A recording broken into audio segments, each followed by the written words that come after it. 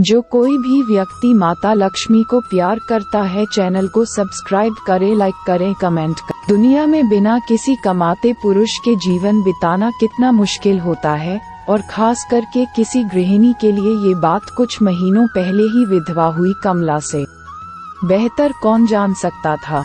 Car accident में पति की मृत्यु के बाद कमला पर तो जैसे दुखों का पहाड़ टूट पड़ा था।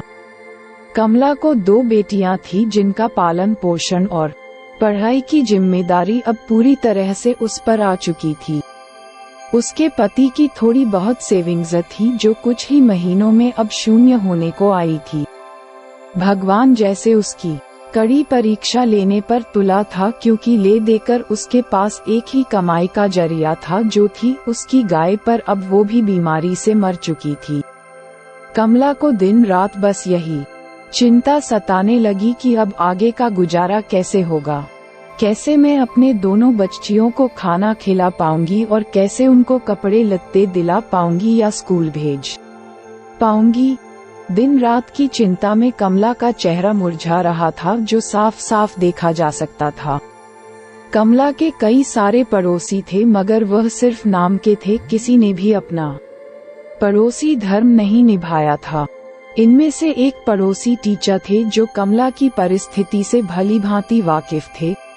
एक दिन इस टीचर ने कमला को अपने पास बुलाया और समझाया, देखो कमला, कुछ दिनों के लिए अगर मैं तुम्हारी मदद कर भी दूं तब भी इससे तुम्हारा कोई भला ना हो पाएगा। अगर तुम्हें अपनी परिस्थिति बदलनी है तो तुम्हें खुद ही इसमें बदलाव लाना पड़ेगा। कमला ने बड़ी निराशा भरी आवाज में पूछा, भला मैं कर ही क्या सकती हूँ? मेरे पास तो कोई नौकरी भी नहीं है।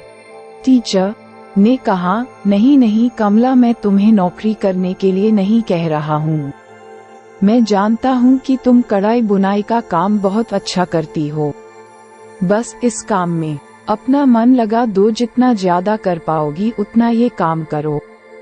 इसके अलावा तुम बाकी फालतू के खर्चे जैसे कि चाय का खर्चा कम कर दो। इसकी बजाय तुम लोग दलिया का पानी उबालकर पी सकते हो। इससे चाय से होने वाले नुकसान से भी बचोगे और दलिया का पानी जो सेहत के लिए अच्छा होता है, ये तुम्हें और कई बीमारियों से बचाएगा। और इस तरह से तुम थोड़ा थोड़ा पैसा बचाकर अपने लिए फिर से गाय खरीद सकती हो और अपनी रुकी हुई जीवन की गाड़ी को आगे बढ़ा सकती है। कमला को इस भले शिक्षक की बात में कुछ दम लगा। उसने वैसे ही किया जैसे इस टीचर ने उससे करने के लिए कहा था, और देखते ही देखते 1 साल बीत गया।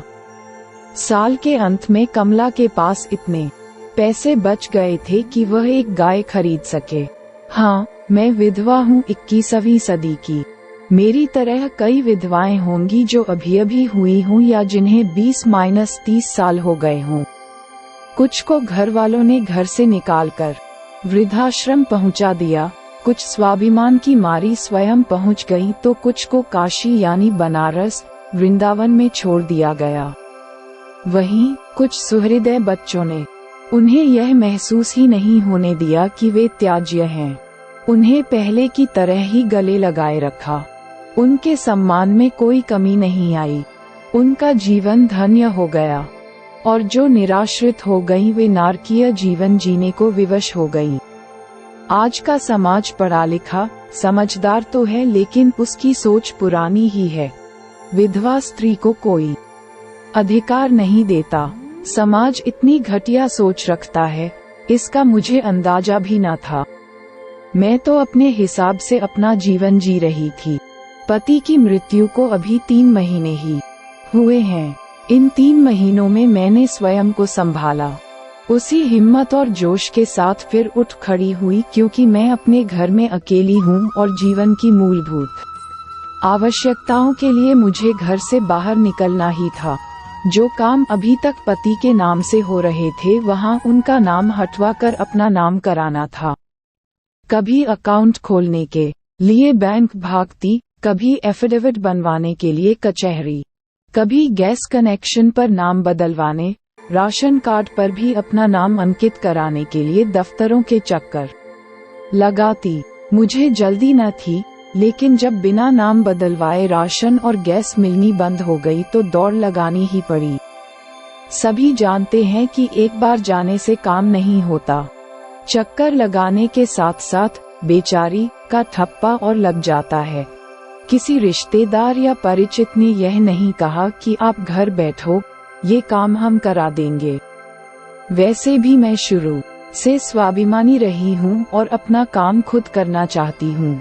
मेरा उसूल है, जब तक विशेष आवश्यकता न पड़े, किसी को तकलीफ मत दो।